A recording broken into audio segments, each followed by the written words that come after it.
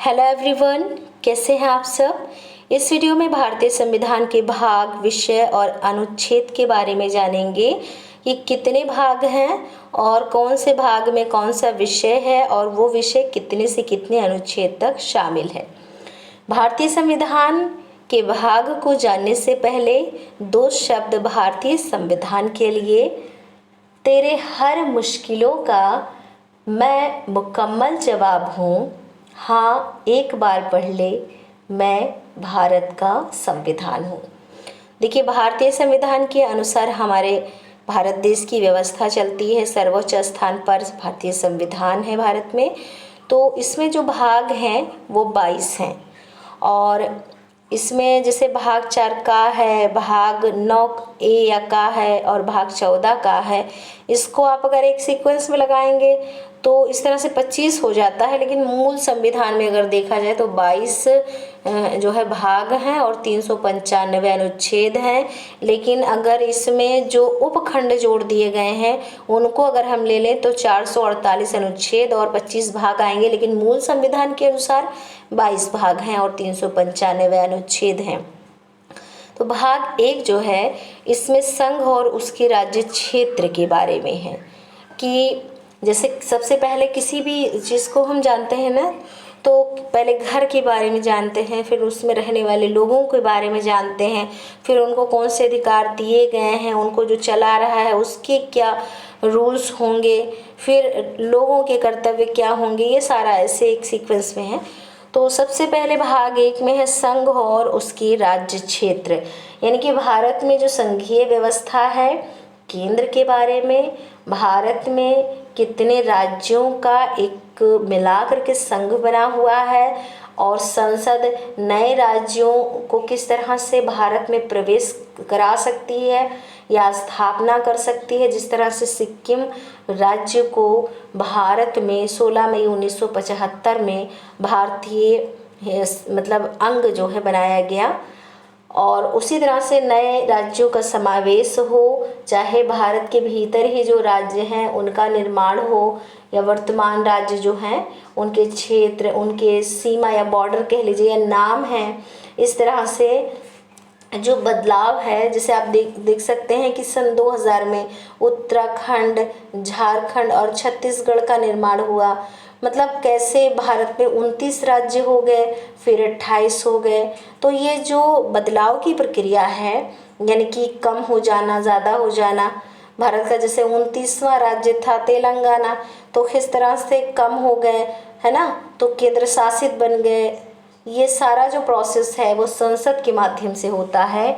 और भाग 1 में ये स्पष्ट रूप से लिखा हुआ है कि संसद जो है वो नए राज्य का निर्माण कर सकती है और जो वर्तमान राज्य हैं इनके क्षेत्र, सीमा में या नाम में परिवर्तन कर सकती है।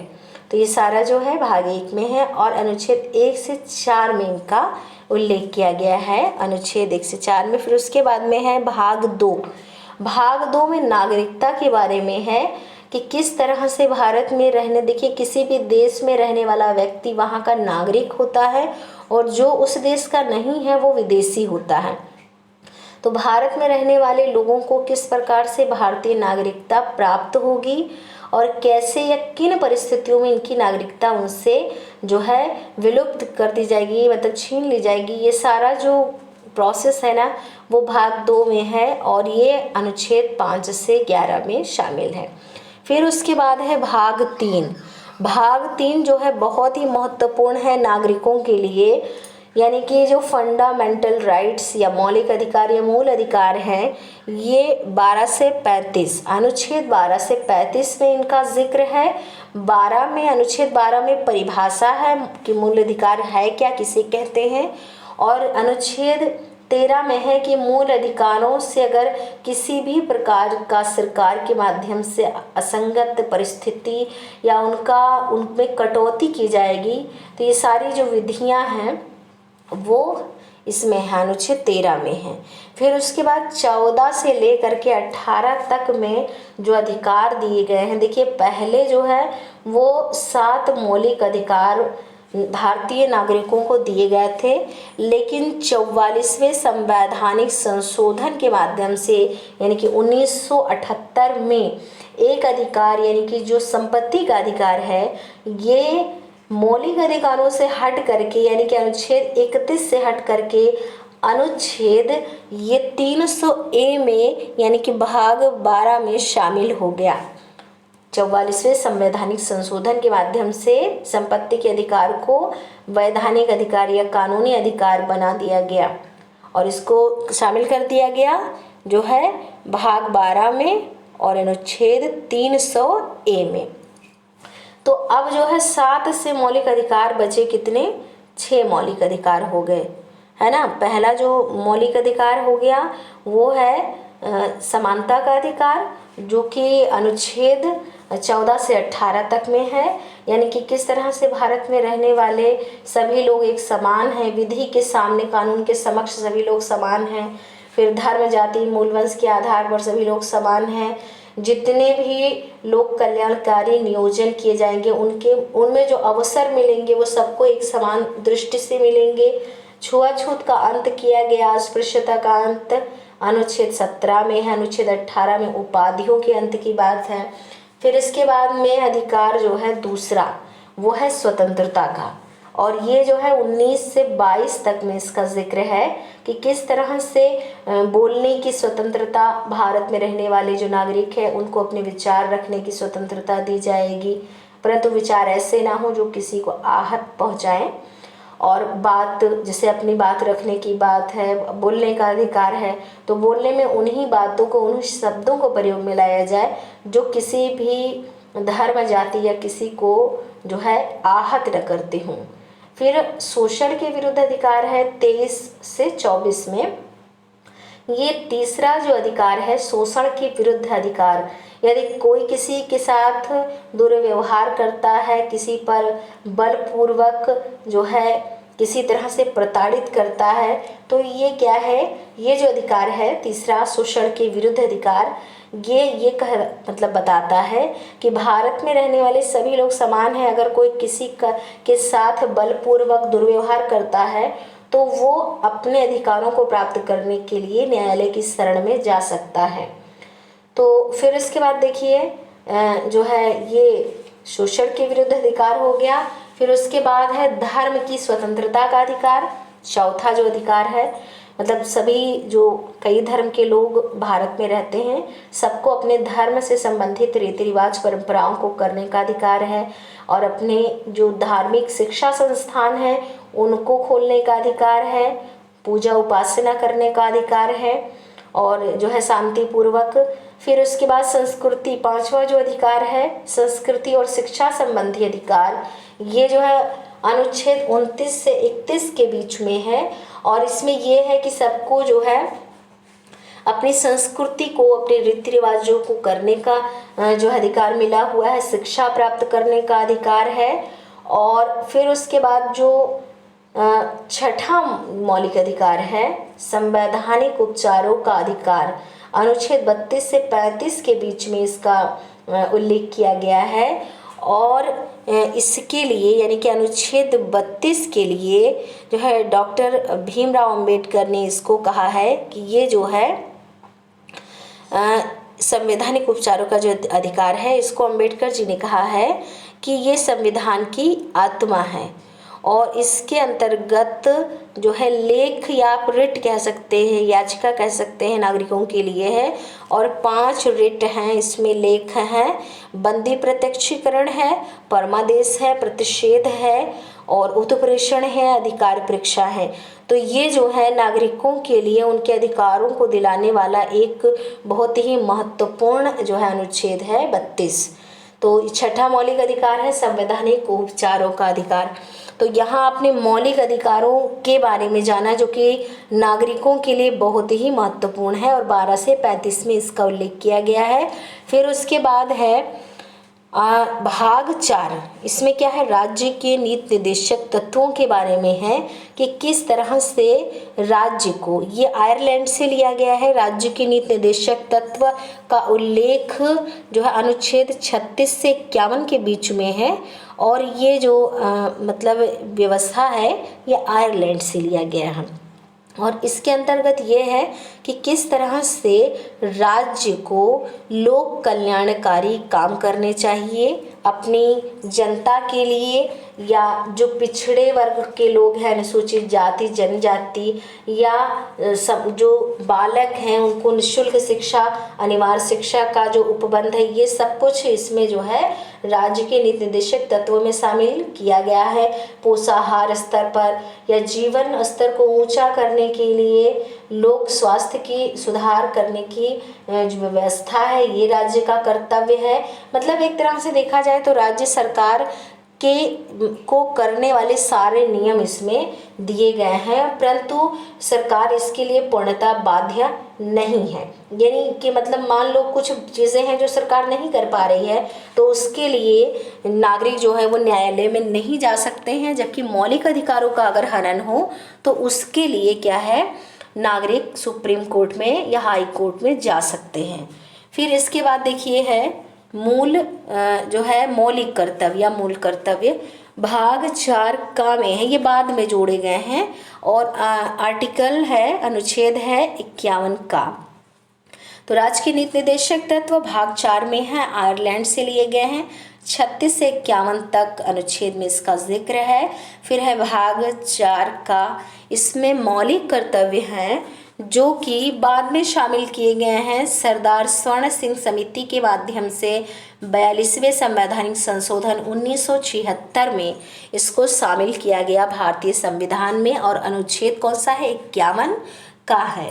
पहले जो मौलिक अधिकार थे वो 10 थे, लेकिन बाद में एक 11वां जोड़ा गया 86वें या 86वें संविधान संशोधन 2002 में, जो मतलब 6 से 14 वर्ष के उम्र के जो बच्चे हैं उनके माता पिता या मतलब गार्जियन या जो उनके केयरटेकर जो भी है वो उनको शिक्षा उपलब्ध कराएं या शिक्षा के अवसर उनको दें, ये एक कर्तव्य होगा। ये 2002 में जोड़ा गया, तो 11 हो गए मूल कर्तव्य या मौलिक कर्तव्यों की संख्या 11 हो गई। और ये जो है सोवियत संघ से या आप रूस से कह सकते हैं, इसको नियम को लिया गया है। फिर उसके बाद में है 5, भाग 5, इसमें क्या है, संघ है, यूनियन के बारे में है, केंद्र के बारे में है कि किस तरह से कार्यपालिका होगी, संसद किस तरह से होगा, राष्ट्रपति उस उपराष्ट्रपति के पद, राष्ट्रपति का, भारत के राष्ट्रपति के बारे में अनुच्छेद 52 में है, और संघ की कार्यपालिका शक्ति किसके हाथों में होगी, या राष्ट्रपति का निर्वाचन कैसे होगा, उनके निर्वाचन की जो व्यवस्था एकल संक्रमणीय पद्धति की वो किस तरह से होगी, या राष्ट्रपति की पद अवधि कितनी होगी, पात्रता कितनी होनी चाहिए, यानी कि अर्हताएं जो है वो कितनी कैसी होंगी, आयु कितना होगा। फिर भारत के उपराष्ट्रपति के बारे में है। यानी कि भाग 5 जो कि बहुत लंबा है, 52 से 151, अनुच्छेद 52 से 151 तक इसमें जो है संघ के बारे में सारे नियम हैं कि किस तरह से भारत के लिए जो संसद है, यानी संसद जो है इसके अंग 3 है, राष्ट्रपति, लोकसभा और राज्यसभा, अंग 3 है, और सदन 2 हैं, लोकसभा और राज्यसभा। यानी सदन की बात आएगी तो 2 और अंग की बात आएगी तो 3। तो इसमें क्या है, लोकसभा राज्यसभा के बारे में, संसद के अधिकारी, भारत का महान्यायवादी अनुच्छेद 76 में है इनका जिक्र। तो कुल मिलाकर के केंद्र के बारे में, संसद के बारे में, उनमें जो प्रतिष्ठित पद हैं उन सब के बारे में भाग 5 में है संघ में। फिर उसके बाद में भाग 6 आता है राज्य।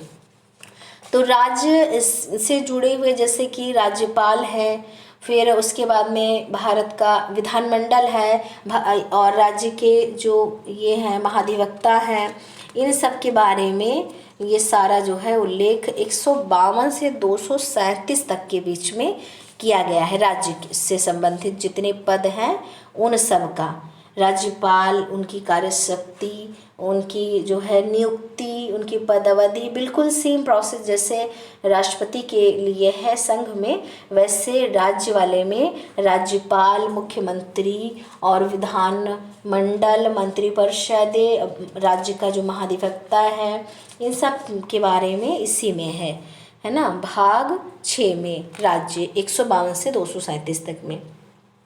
फिर इसके बाद है भाग 7। भाग 7 जो वो निरसित है, मतलब हटाया जा चुका है। इसमें क्या है, पहले ही अनुसूची भाग खा के राज्य, यानी कि 1956 के तहत वाले जो राज्य पुनर्गठन वाली व्यवस्था थी वो इसमें थी, तो इसको हटा दिया गया है। 238 अनुच्छेद 238 में ये था।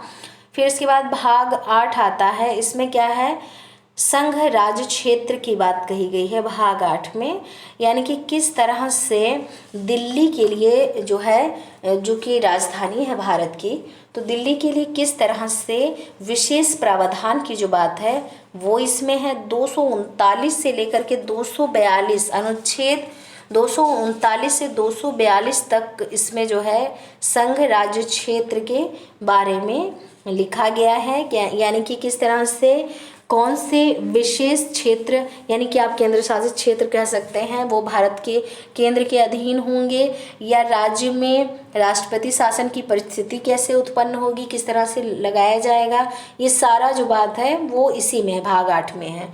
फिर उसके बाद में भाग 9 की बात आती है। भाग 9 में इसमें पंचायत के बारे में है।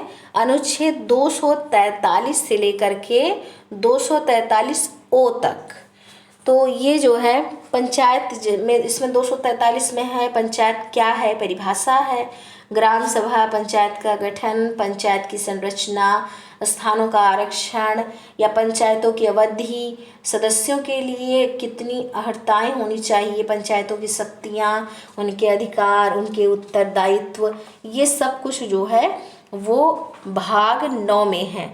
फिर भाग 9 का या 9A लिखा हुआ है, इसमें क्या है, नगर पालिका है। तो इसके अंतर्गत ये जो है, ये अनुच्छेद 243 पी से लेकर के 243 ZG तक है। अब इसमें क्या है कि सबसे पहले 243 ता में है कि मतलब जो है 243 पी आप कह सकते हैं, उसमें है कि परिभाषा कि नगर पालिका है क्या, फिर नगर पालिका का गठन, नगर पालिका की संरचना, वार्ड समितियां और स्थानों का आरक्षण, नगर पालिका की अवधि, सदस्यों के लिए योग्यताएं, नगर पालिकाओं के प्राधिकार, उत्तरदायित्व, वित्त आयोग, तो ये सब कुछ जो है नगर पालिका से संबंधित जितनी भी परिस्थितियां हैं वो भाग 9 का या 9A आप कह सकते हैं, इसमें है, शामिल की गई हैं। फिर उसके बाद में है, इसके बाद देखिए है भाग 10, 9 के बाद भाग 10 है, और इसमें है अनुसूचित जाति और जनजाति क्षेत्र। इसमें है अनुसूचित जाति और जनजाति क्षेत्र, यानी कि भारत में अनुसूचित जो क्षेत्र है, जनजाति क्षेत्र है, उनमें प्रशासन और असम के कुछ जनजाति क्षेत्रों को समाविष्ट करने वाला एक स्वशासी राज्य बनाना और उसके लिए स्थानीय विधानमंडल या मंत्रिपरिषद या दोनों का सृजन करना, ये सारी बातें जो हैं ये भाग 10 में शामिल हैं। भाग 11 में है संघ और राज्यों के बीच संबंध की बातें हैं, यानी संसद के द्वारा राज्यों के विधानमंडलों के द्वारा बनाई गई विधियों का विस्तार, संसद के द्वारा राज्यों के विधानमंडलों के द्वारा बनाई गई विधियों का जो है विषय वस्तु जो है, या माल और सेवा कर के संबंध में विशेष उपबंध, अवशिष्ट विधायी शक्तियाँ, ये सब कुछ जो है भाग 11 में है। संघ और राज्यों यानी कि केंद्र और राज्य के बीच किस प्रकार से संबंध होना चाहिए, ये सारा जो कितना केंद्र का पावर है, क्या कैसे है ना, ये सब कुछ जो है वो भाग 11 में है। फिर उसके बाद देखिए भाग 12 है। अच्छा, भाग 11 जो है, भाग 10 वाला तो 244 अनुच्छेद 244 से 244A है। फिर भाग 11 संघ और राज्य के बीच जो संबंध है ये 245 अनुच्छेद से लेकर के 263 अनुच्छेद तक है। फिर भाग 12 की बात आती है। भाग 12 में है वित्त, संपत्ति, संविदाएं और वाद। तो इसमें क्या है, ये जो है अनुच्छेद 264 से लेकर के 300A तक हैं, यानी कि वित्त संबंधी परिस्थितियां, भारत और राज्यों की जो संचित निधियां हैं, लोक लेख हैं, या संघ और राज्यों के बीच जो राजस्व का विवरण है, वितरण है, ये सब कुछ जो है वो भाग 12 में है। फिर इसके बाद देखिए आता है भाग 13। भाग 13 में है भारत के राज्य क्षेत्र के भीतर व्यापार, वाणिज्य और समागम। यानी कि भारत के राज्य प्लस राज्य के भीतर व्यापार की परिस्थितियाँ, और उसके बाद जो है इसमें किस तरह से व्यापार और वाणिज्य का समागम करने की स्वतंत्रता दी जाएगी, व्यापार वाणिज्य और समागम पर कैसे निर्बंधन की परिस्थिति अधिरोपित करने की संसद की शक्ति होगी, व्यापार और वाणिज्य के संबंध में संघ और राज्यों की विधायी शक्तियों का जो निर्बंधन है, ये सब कुछ जो प्रावधान है वो भाग 13 में है और अनुच्छेद 301 से लेकर के 307 में शामिल है। फिर उसके बाद देखिए आता है भाग 14।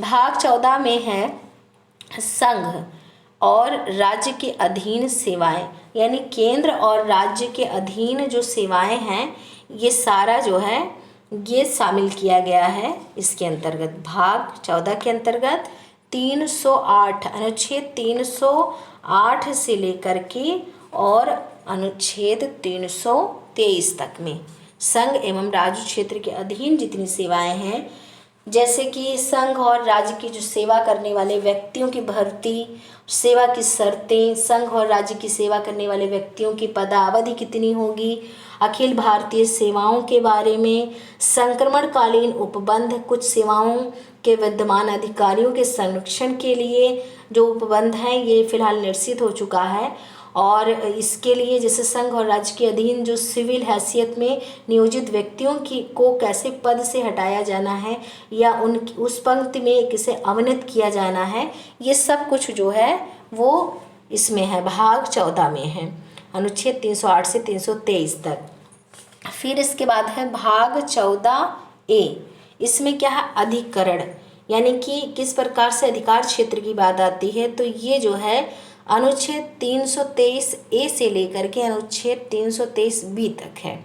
इसमें क्या है कि जो प्रशासनिक अधिकरण या अन्य विषय के लिए जो अधिकरण है सरकार के, उनका उल्लेख किया गया है। फिर उसके बाद में भाग 15 है, ये निर्वाचन की बात इसमें है, और ये जो है अनुच्छेद 324 से 329 का तक इसमें निर्वाचन की बात है भाग 15 में। यानी कि चुनाव के अधिशिक्षण, निर्देशन और नियंत्रण का जो निर्वाचन आयोग में निहित परिस्थितियां हैं वो है धर्म, मूल, वंश, जाति या लिंग के आधार पर किसी व्यक्ति का निर्वाचक नामावली में सम्मिलित किए जाने के लिए अपात्र ना होना, और उसके लिए या उसके द्वारा किसी विशेष निर्वाचक नामावली में सम्मिलित किए जाने का दावा न किया जाना, ये 325 में है अनुच्छेद। तो निर्वाचन से संबंधित लोकसभा और राज्यों की जो विधानसभाओं के लिए निर्वाचकों का वयस्क मताधिकार के आधार पर होना, विधानमंडल के लिए निर्वाचनों के संबंध में उपबंध करने की संसद की शक्ति, तो ये सब कुछ जो है ये शामिल किया गया है भाग 15 में अनुच्छेद 324 से 329 का में। फिर इसके बाद है भाग 16। भाग 16 है कुछ वर्गों के संबंध में विशेष उपबंध, और ये जो है 330 से अनुच्छेद 330 से 342 का तक है, और इसमें है जैसे लोकसभा में अनुसूचित जातियों और जनजातियों के लिए स्थानों का आरक्षण, लोकसभा में जो आंग्ल भारतीय समुदाय के प्रतिनिधित्व, राज्यों के विधानसभाओं में अनुसूचित जातियों और अनुसूचित जनजातियों के लिए स्थानों का जो आरक्षण है, या राज्यों की विधानसभाओं में आंग्ल भारतीय समुदाय का प्रतिनिधित्व या स्थानों के आरक्षण और विशेष प्रतिनिधित्व का जो 70 वर्ष के पश्चात ना रहना, सेवाओं और पदों के लिए अनुसूचित जातियों और जनजातियों के दावे, ये सब कुछ जो है वो कुछ वर्ग यानी कुछ वर्गों के लिए जो अल्पसंख्यक हैं, जिनकी संख्या कम है, उनके लिए विशेष सुविधा का प्रावधान भाग 16 में है अनुच्छेद 330 से 342 का के बीच में। फिर इसके बाद है भाग 17। भाग 17 में राजभाषा है 300 जो है, इसमें क्या है 343 से लेकर के 351 अनुच्छेद 351 तक है भाग 17 का उल्लेख। और इस टॉपिक क्या है, राजभाषा, विषय है राजभाषा।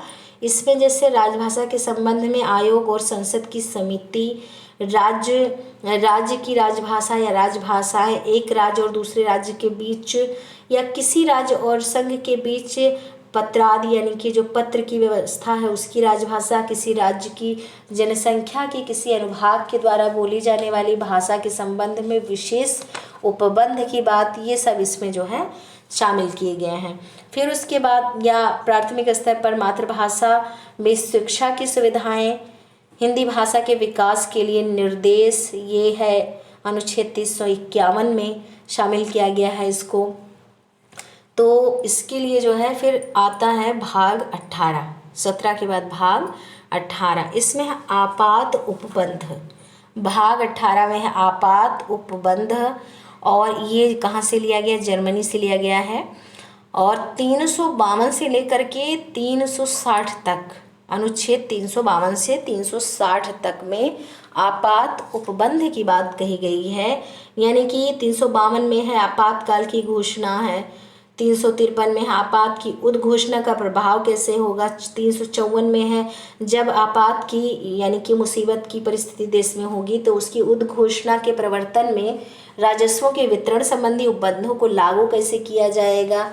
356 में है राज्यों में संवैधानिक तंत्र के विफल हो जाने पर राष्ट्रपति शासन कैसे लगेगा। फिर इसमें जो महत्वपूर्ण है 352 से 360 में जो सबसे महत्वपूर्ण है 352 राष्ट्रपति शासन, 356 राष्ट्रीय आपात, और 356 में जो है राष्ट्रपति शासन की व्यवस्था, राष्ट्रीय आपात 352, और 360 में है वित्तीय आपात की व्यवस्था। और इसके बाद है भाग 19। भाग 19 जो है वो 361 से 367 अनुच्छेद तक है। और इसमें क्या है, प्रकीर्ण। प्रकीर्ण का मतलब होता है विस्तार से या विस्तार करना, विस्तृत रूप में किसी बात को जो है बताना। अब इसमें क्या है कि राष्ट्रपति और राज्यपाल और जो राज्य प्रमुख हैं उनके संरक्षण की बात है। संसद और राज्य विधानमंडलों की कार्यवाहियों के प्रकाशन का संरक्षण कैसे हो, लाभप्रद राजनीतिक पद पर नियुक्ति के लिए कितनी निर्हताएं होनी चाहिए, देशी राज्यों के शासकों के अधिकार और विशेषाधिकार, जो है वो प्रीवी पर्स वाली बात है, जो राज्यों के विशेषाधिकार शासकों को मिले हुए होते थे तो ये निरस्त हो गए हैं। तो इसमें जो है मतलब देखा जाए तो जो प्रमुख हैं उनके संरक्षण की बात प्रकीर्ण वाले विषय में है। फिर है भाग 20, इसमें क्या है, भारतीय संविधान का या संविधान का संशोधन, अनुच्छेद 368। ये परीक्षा में कई बार पूछा जाता है कि संविधान का संशोधन कौन से अनुच्छेद में है। अनुच्छेद 368 में है और ये दक्षिण अफ्रीका से लिया गया है। इसमें जैसे संविधान में भारतीय संविधान कठोर और लचीला दोनों है। कठोर इसलिए है क्योंकि जो नियम है उनको आसानी से जो है बदला नहीं जा सकता है, परंतु संसद के जो है माध्यम से परिवर्तित किया जा सकता है, तो इसीलिए जो है कोमल भी है। तो संशोधन की बात जो है वो 368 में है। फिर उसके बाद देखिए है 21, भाग 21 में है अस्थायी संक्रमणकालीन और विशेष उपबंध, यानी कि राज्य सूची के कुछ विषयों के संबंध में कानून बनाने की इस प्रकार की अस्थायी शक्ति, मानो मतलब देखा जाए तो वो समर्थित सूची के विषय हों, तो ये सारा जो प्रावधान, या जम्मू कश्मीर की बात इसी में 370 अनुच्छेद 370 जम्मू कश्मीर राज्य के संबंध में अस्थायी उपबंध, ये भी इसी में शामिल है। नागालैंड राज्य के संबंध में विशेष उपबंध, महाराष्ट्र और गुजरात के संबंध में विशेष उपबंध, ये इसी भाग में शामिल हैं, यानी कि 369 से 392 तक में अनुच्छेद। फिर अंतिम है भाग 22। भाग 22 में शामिल है संक्षिप्त नाम प्रारंभ, हिंदी में प्राधिकृत पाठ और निरसन जितने निरस्त कर दिए गए हैं प्रावधान उनके बारे में। तो इसमें जो है संक्षिप्त नाम है प्रारंभ की स्वरूप है हिंदी भाषा में जो प्राधिकृत पाठ है वो सब कुछ है। अब इसमें देखिए अगर देखा जाए तो मूल संविधान में, और ये जो है 393 से 395 अनुच्छेद तक में शामिल है। 95 वाला निरसन की अवस्था में है। तो अब इसमें देखिए कि क्या है, अगर हम देखें जैसे तमाम नियम को जोड़ा गया है तो उनको जो है उपखंड के रूप में जोड़ा गया है। तो उपखंड के आधार पर अगर हम देखें तो अनुच्छेद 448 आएंगे, लेकिन मूल संविधान की अगर हम बात देखें तो 395 अनुच्छेद ही रहेंगे। उसी तरह से भाग अगर हम देखें तो भारतीय संविधान में भाग 22 रहेंगे, लेकिन जैसे कि भाग 4 का है, भाग 9 का है, भाग जो है 14 का है, तो ये 3 जोड़ने पे 25 आ जाता है। लेकिन मूल संविधान का अगर हम देखें तो भाग 22 ही रहेगा। तो यहाँ आपने क्या है, एक संक्षिप्त रूप में भारतीय संविधान के भाग, विषय और अनुच्छेद के बारे में जाना है। तो इस वीडियो में आपके लिए बस इतना ही। Thank you.